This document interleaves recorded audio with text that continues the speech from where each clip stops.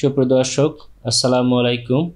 আজ 25শে July world embryologist day বা IVF দিবস বা টেস্ট টিউব বেবি দিবস, যেটাই আমরা বলি।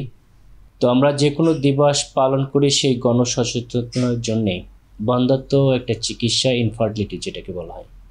1978-এর 25শে জুলাই ফার্স্ট লুইস ব্রাউন জন্মের মাধ্যমে এই যে টেস্ট টিউব বেবির জন্ম শুরু হয়।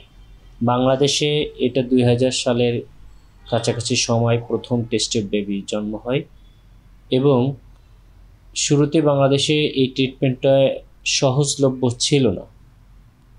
আল্লাহর অশেষ মেহেরবানিতে আমরা 2008-এর দিকে ইভারকেয়ার হাসপাতালে এই টেস্ট টিউব বেবি শুরু হয়। সেখানে আমিও ছিলাম, কিন্তু সেটা মানুষের সহজলভ্যতা ছিল না, ব্যয়বহুল ছিল বলতে পারেন।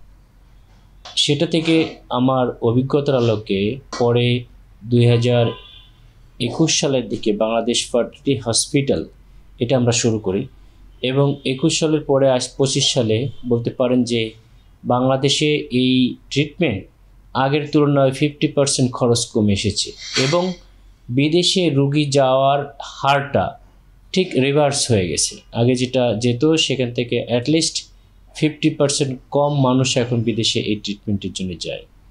তো আজকের এই দিনটা অত্যন্ত একটা স্মরণীয় দিন।